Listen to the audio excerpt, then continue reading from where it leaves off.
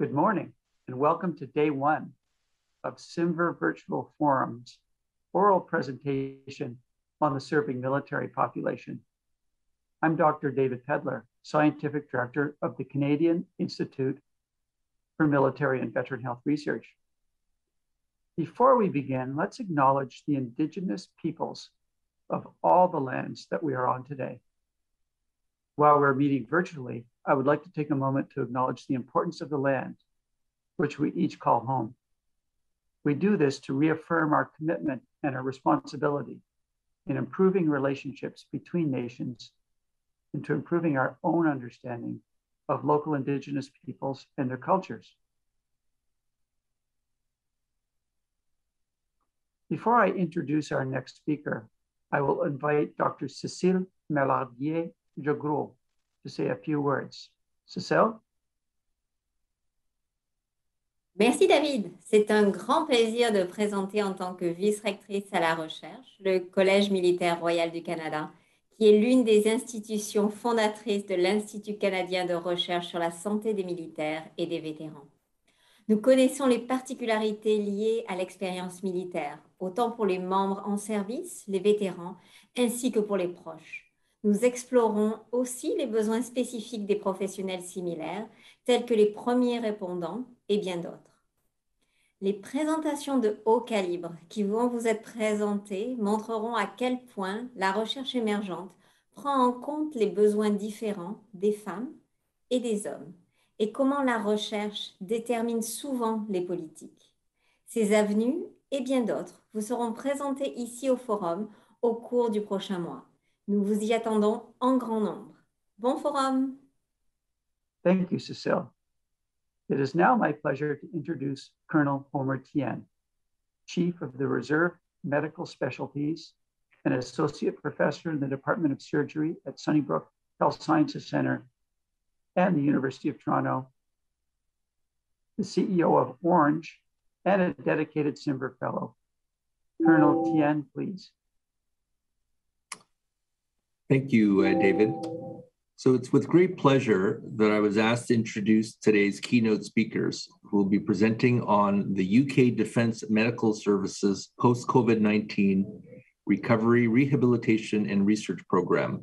Group Captain Alexander Bennett is a Defence Professor of Rheumatology and Rehabilitation Medicine, Research and Clinical Innovation at HQ Joint Medical Group, Academic Department of Military Rehabilitation. His colleague and co-investigator on this project is Lieutenant Colonel David Holdsworth, a consultant cardiologist and general physician, and the clinical lead for the DMS COVID-19 Recovery Service. The two were part of a larger group of doctors and willing volunteers from a mixture of the medical and rehabilitation cadres. In March 2020, they felt it was essential to act quickly to provide new medical assessments, rehabilitation services, and research to care for and assess our service personnel post-COVID. They realized the need to try and better understand how COVID was going to affect our service personnel and the potential impact it could have on defense. It was key to put mitigation strategies in place for the future if necessary. Group Captain Bennett and Lieutenant Colonel Holdsworth. Sirs, ma'ams, ladies and gentlemen, good afternoon from the UK and a very good morning to you in Canada. I am Group Captain Alex Bennett. I'm the Defence Professor of Rheumatology and Rehabilitation in the UK Defence Medical Services. And along with my colleague, co-presenter and friend, Lieutenant Colonel David Holdsworth, who's a consultant cardiologist in the Defence Medical Services and at Oxford University Hospitals, we're delighted to be here at the CIMVHR Virtual Forum in 2021. Just very sad not to be with you in person, but we're looking forward to the next 25 minutes when we're going to be presenting the UK's Defence Medical Services post-COVID Recovery, Rehabilitation and Research Programme.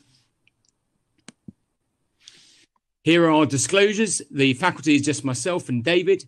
We have no commercial support and therefore no mitigating potential bias. Like you, back in early 2020, we watched with amazement as COVID-19 unfolded. From the very first tweet from the WHO, where they recognized some atypical pneumonias, but no deaths in Wuhan on the 4th of July, to the 20th 4th of January to the 20th of January, when they noted human-to-human transmission, and then only literally 6 weeks later when it was declared a pandemic.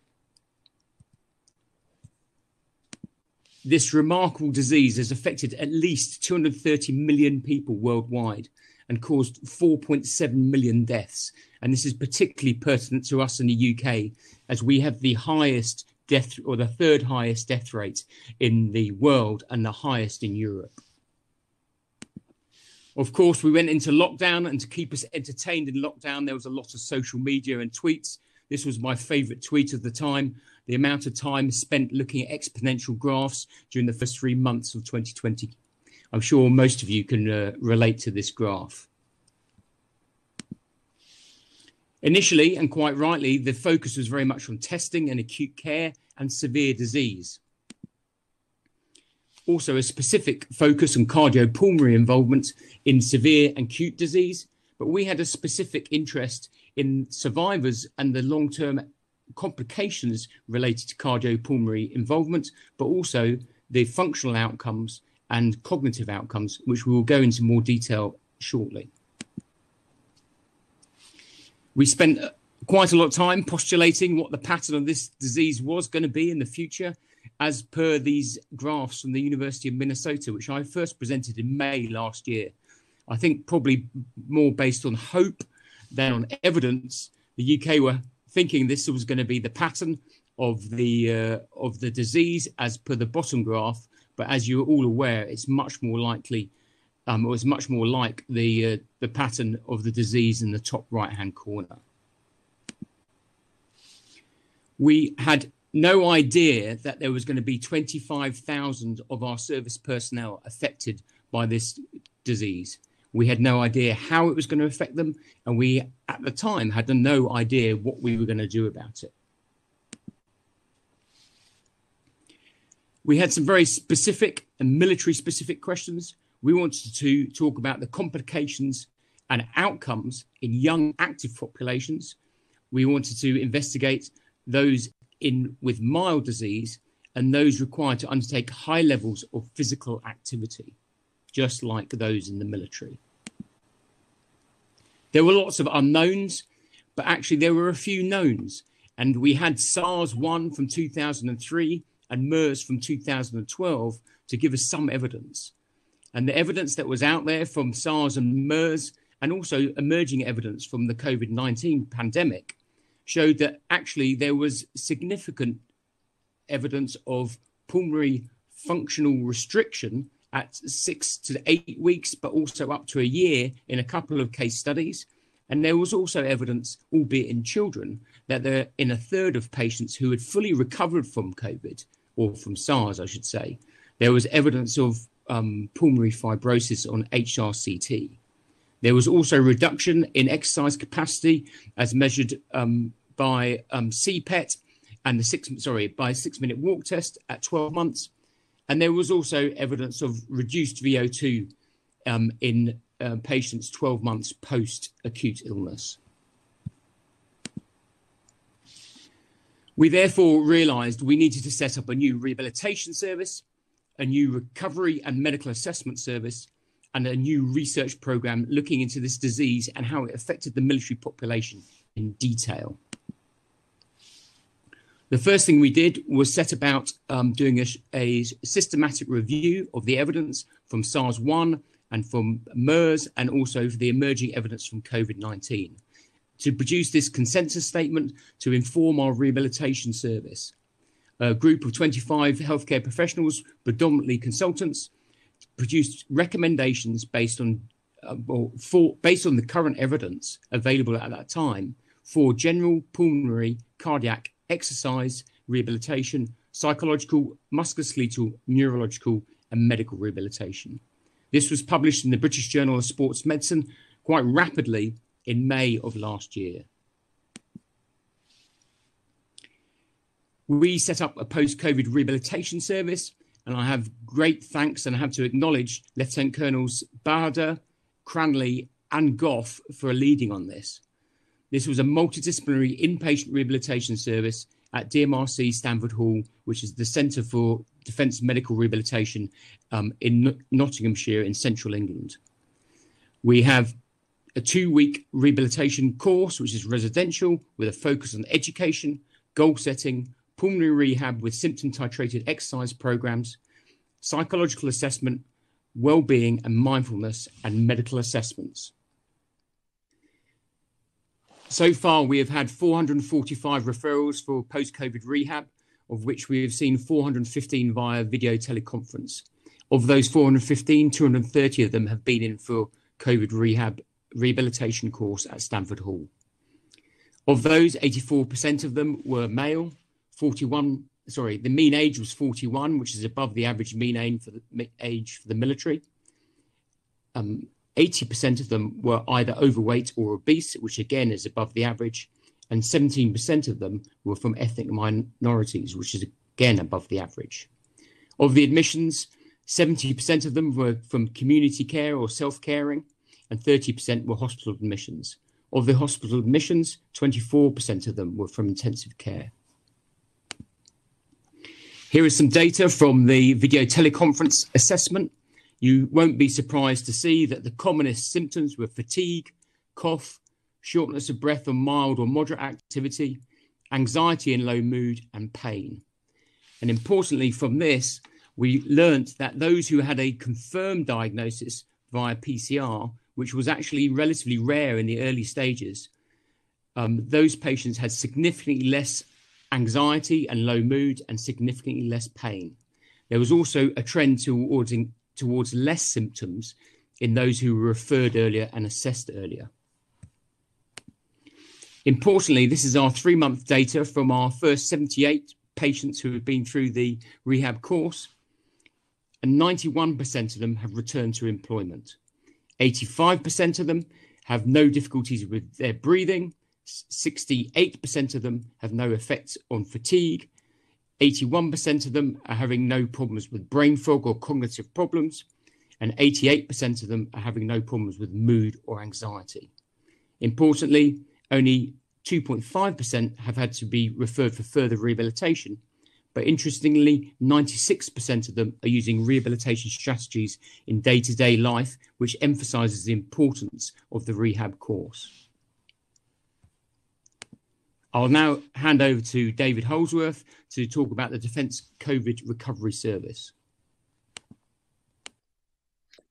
Thank you, Alex. The Defence COVID Recovery Service is the UK Defence response to the threat of potential internal organ damage as a result of COVID-19. Over the next 12 minutes, I will outline the problem as we perceived it, the questions that we felt clinically needed to be addressed, and the tools at our disposal and how these were synthesized into a comprehensive pathway to try to deal with service personnel affected.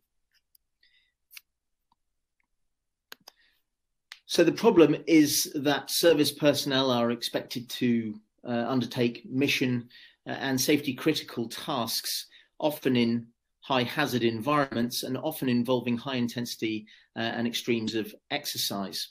This does not combine well with occult organ damage in the lung, heart, and even potentially in the central nervous system.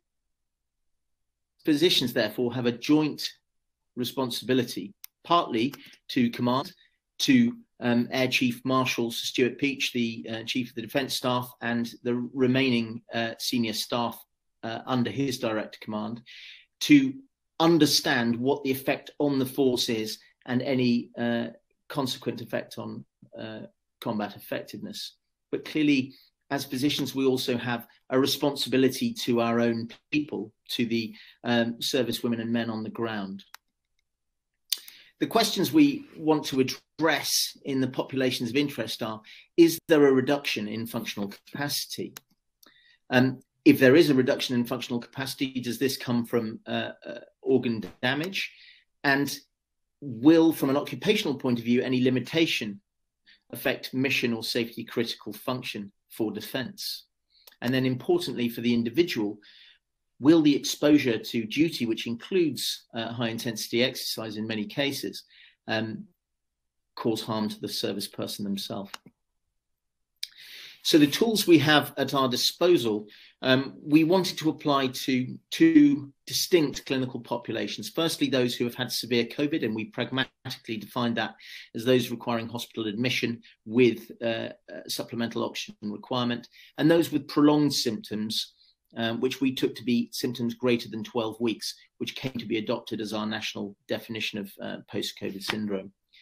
Looking at the tools available, starting bottom left and moving clockwise, there are simple tests that are available on the ward, such as 12-lead ECG, spirometry, and then slightly more complex tests, maximal exercise testing, including respiratory gas analysis, which is what we call cardiopulmonary exercise test, the use of ultrasound to look at the heart in echocardiography, and then more complex imaging, cross-sectional imaging in the form of CT or MRI.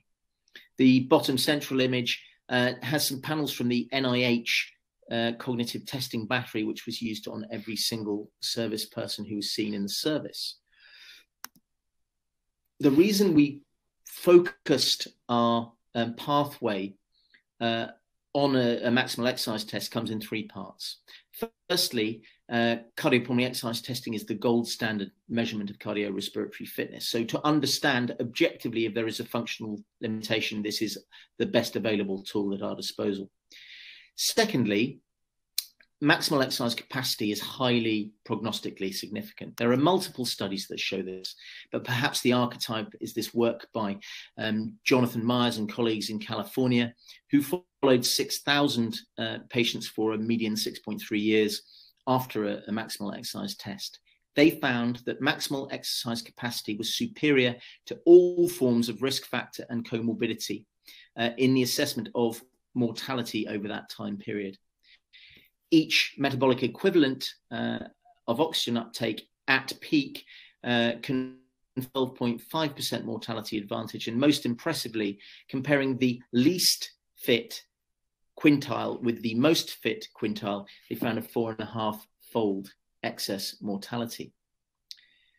Finally, moving on from prognosis to diagnosis, for those who are interested in unexplained exertional breathlessness or other forms of exertional limitation, as I am in my clinical practice, cardiopulmonary exercise testing is recognized as the gold standard way where there is a limitation to compartmentalize that into ventilatory limitation, circulatory limitation, peripheral limitations such as mitochondrial myopathy, and indeed to capture central disorders of ventilation.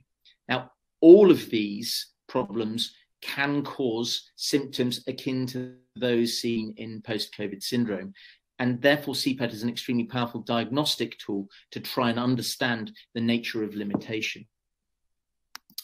So we have capacity, prognosis, and diagnosis all being addressed by cardiopulmonary exercise testing, which is why it was placed at the center of the pathway.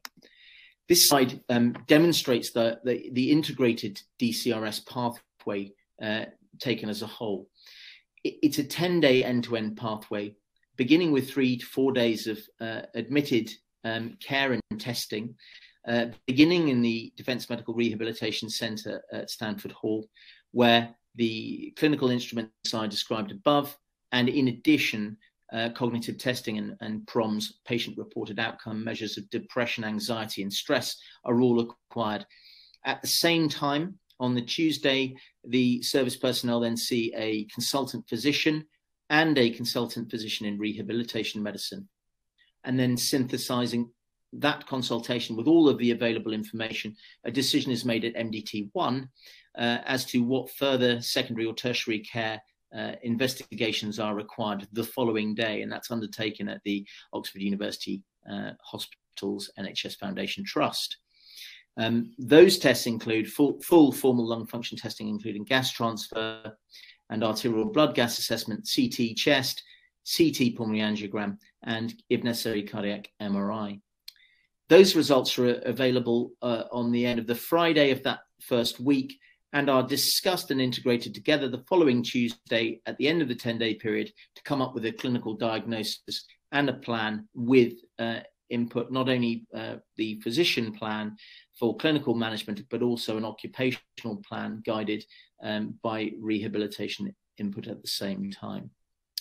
So moving on to the 3 pieces of evidence I wish to talk about from the service evaluation over the last 12 months of the in excess of 300 patients who've been assessed. Firstly, in the first 113 patients consecutively seen, we identified what we defined by MDT as clinically significant organ pathology in less than 10% of patients. All of those individuals had been admitted, and we did not find significant organ dysfunction in anyone who'd been managed only in the community. In terms of the significance of the Cpec criteria, we identified that peak exercise capacity by VO2 at maximum, the ventilatory efficiency measured by minute ventilation required to eliminate a given volume of carbon dioxide, VCO2, and the alveolar to arterial oxygen gradient measured by capillary blood gas testing were the three most predictive parameters. Exceeding certain parameters defined by these three, we found that there was no clinical pathology identified at all, whereas if the parameters were not met, there was a 1 in 3 chance of there being clinical pathology in lung or heart. The so what out of this is that it would allow us to no longer undertake so many cross-sectional imaging tests, which are costly, time-consuming, and potentially anxiety-inducing. Of course, some of them involve ionizing radiation. So we've been able to greatly rationalize our use of cross-sectional imaging. Moving on, we're also interested in the heart rate response. So many of you will be aware, if you've looked after patients who've suffered with COVID, that an unexplained resting tachycardia and other forms of dysautonomia are quite widespread. We had the perfect opportunity with an exercise test conducted on every single individual to try and understand to what extent dysautonomia may be a problem in our population. To do this in a systematic way, we used the Juven criteria published in 2005, which had already recognized in a population of just under 6,000 followed for 23 years, that the finding of a resting heart rate greater than 75, a failure of the heart rate to rise from rest to stress by 89 beats per minute, and an impaired heart rate recovery defined as a reduction in heart rate from peak stress to 1 minute of rest of less than 25 beats per minute, were collectively associated with a doubling of the risk of sudden death. We expected a proportion of our population to meet the Juven criteria, but we were, even with this expectation, surprised that our population dichotomized so clearly into a group matching all of Juven's criteria or being robustly normal. Fully 25% of post-COVID service personnel of the first 200 assessed met all of Juven's dysautonomia criteria. We found that whilst that dysautonomia group had a lower work rate at anaerobic threshold and at peak, and they had a lower oxygen uptake at peak as well, that dysautonomia was not, in fact, associated with symptoms, and that included symptoms of breathlessness on exertion, exertional limitation per se, or palpitations. So interestingly, there does appear to be a functional significance, but we do not believe, certainly in the majority, that dysautonomia is responsible for any of the key symptoms we might have anticipated. Finally, because we had cognitive testing available in all, we looked at the discrimination of cognitive ability into the crystallized domain, which is that part which is largely attributed to educational attainment level and is quite robust to the effects of aging, intoxication, or biological insult like delirium. And we also looked at the fluid domain, which is quite exquisitely sensitive to aging, intoxication, and delirium. We found that for fatigue, poor concentration, poor memory, low mood, and anxiety, whilst the crystallized domain did not differ between the symptomatic and non-symptomatic groups, consistently the fluid domain did suffer in all post-COVID patients who had those symptoms. the level of impairment of fluid domain function is akin to being at the UK drink drive limit, to having aged by 10 years or having dropped 7 IQ points. And clearly this cognitive effect needs to be followed up further and at 12 months.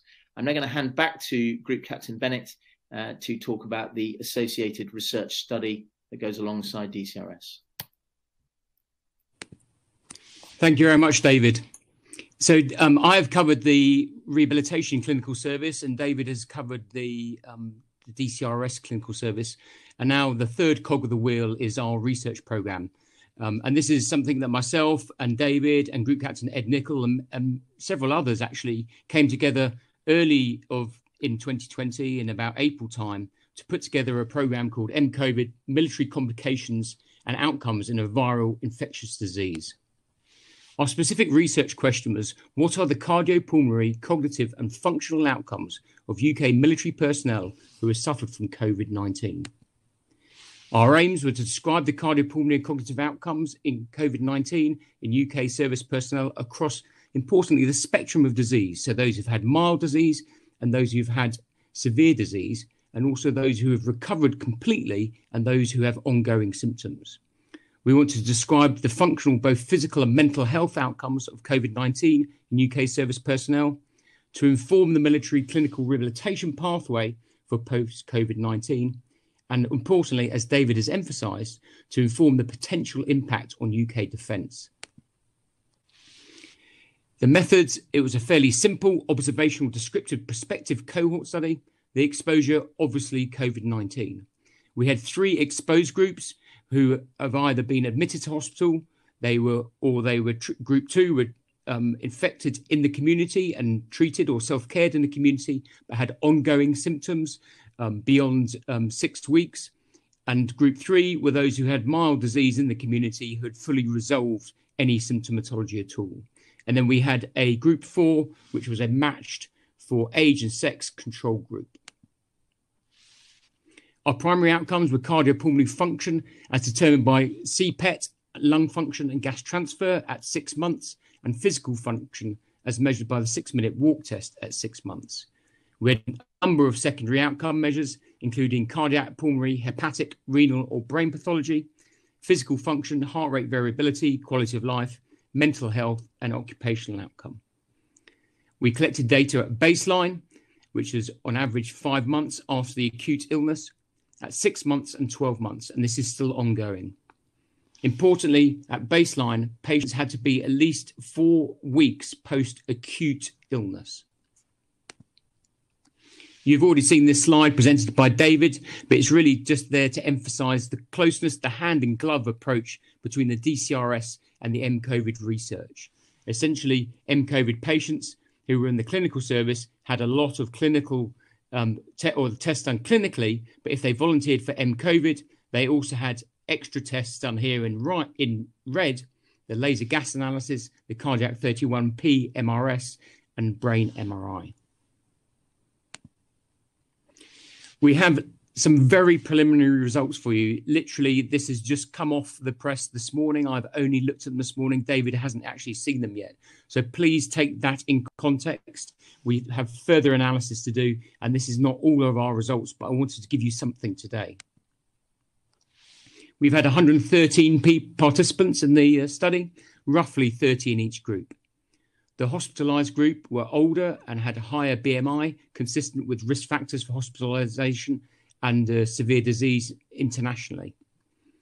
The hospitalised and the non-recovered groups, and I think it's important to point out here that this is probably related to ongoing symptoms rather than hospitalisation, but we haven't had a chance to do that analysis yet.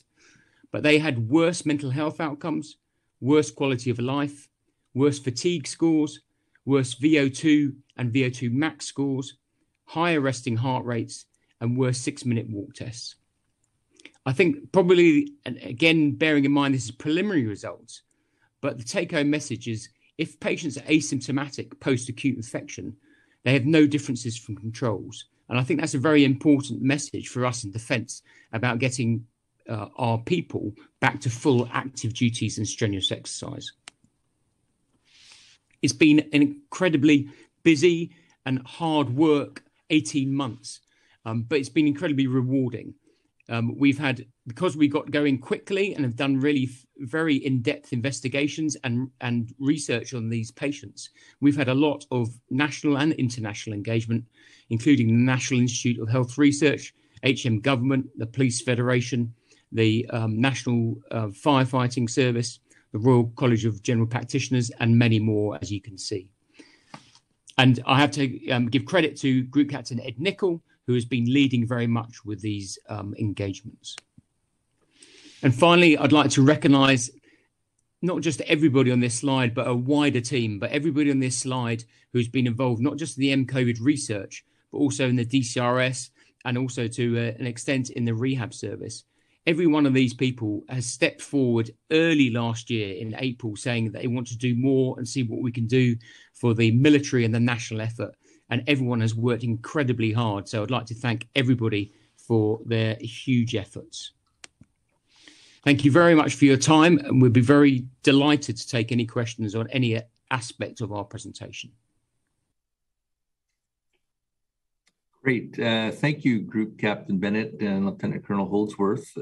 So, as you know, this questions can come through chat and I can read them out. And I'll perhaps kick off. And I think it's very interesting, and I've put it in the chat as well. Is there any data on how many of the severe hospitalized cohort are back to work? So back on light duties or full duties? And I recognize that you just got the results today. So, okay. And so I guess the discussion can continue on in the chat group. I'm just getting a sense that we need to move on, but because I think Group Captain Bennett is on the chat, so please just keep sending your questions to the chat, and he will, I think, be able to respond via chat.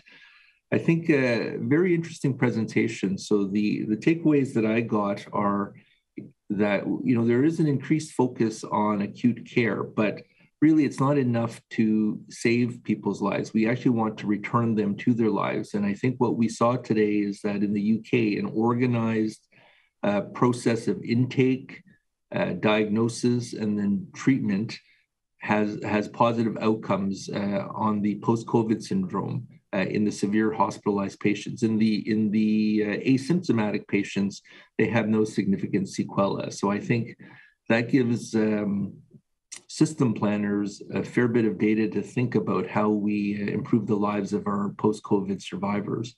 So thank you, Group Captain Bennett and Lieutenant Colonel Holdsworth.